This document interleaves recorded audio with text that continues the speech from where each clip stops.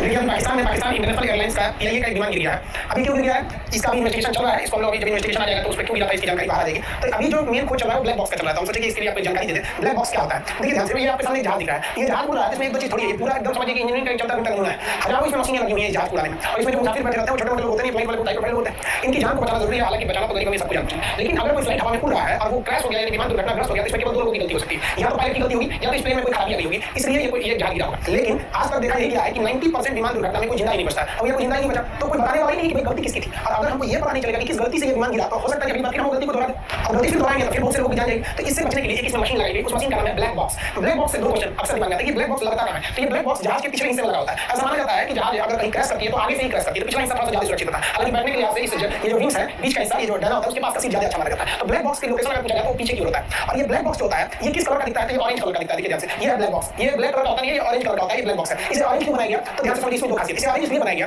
कि अगर कहीं विमान क्रैश हो गया तो अपना मलबा दिखा जाता है, उसका कि जो पूरे दिखा जाते हैं। तो उसमें काले रंग की चीज को खोजना बड़ा मुश्किल होता है, वैसे ऑरेंज कलर की चीज को खोजना बड़ा सिंपल होता है। इसी में हर एक चीज की रिकॉर्डिंग लगी रहती है ब्लैक बॉक्स के अंदर। ब्लैक बॉक्स जो होता है वो किस कलर का होगा भैया? ऑरेंज कलर का होता है पीछे। अब ये ब्लैक बॉक्स में क्या-क्या चीजें होती है तो ध्यान से देखिएगा। इस ब्लैक बॉक्स का तो पहले समझ में कलर कहां होता है। इसमें दो चीजें होती हैं। एक होता है कॉकपिट वॉइस रिकॉर्डर, यानी कॉकपिट उसको बोलते हैं जहाज का अगला हिस्सा जहां पायलट बैठता है उसे क्या कहते हैं? कॉकपिट। तो कॉकपिट में कौन-कौन सी वॉइस चल रही थी, यानी रेडियो पर पायलट एटीसी यानी एयर ट्रैफिक कंट्रोलर से क्या बात कर रहा था, उसके माइक्रोफोन में कौन-कौन सी आवाजें आ रही थी, वो सबको रिकॉर्ड करेगा। दोनों पायलट आपस में क्या बात कर रहे थे, एयर होस्टेस से क्या बात कर रहे थे, तो ये पूरा वॉइस को रिकॉर्ड करता है कि पायलट क्या कर रहा था। उसी को शॉर्टकट में सीरियल कहते हैं cockpit voice recorder.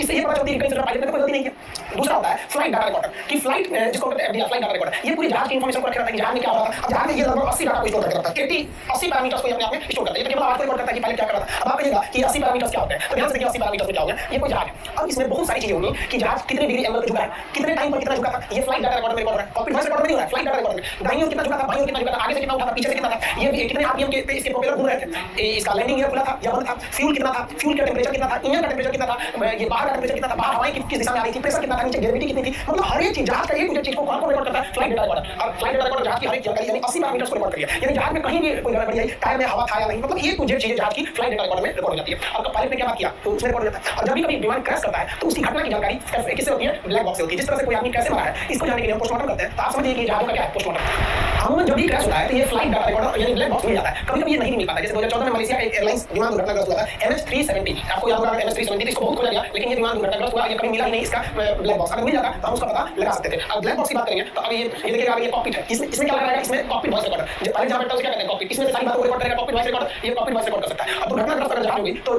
Black box को इतना मजबूत बनाया जाता है कि आग भी जल जाए तो उसमें आग का उसे फायर प्रूफ बनाया जाता है। कितना भी भीषण दुर्घटना क्यों ना हो, ब्लैक बॉक्स को इतना मजबूत बनाया जाता है कि ना ये जले ना कुचाए ना थोड़ा कुछ नहीं हो सकता है।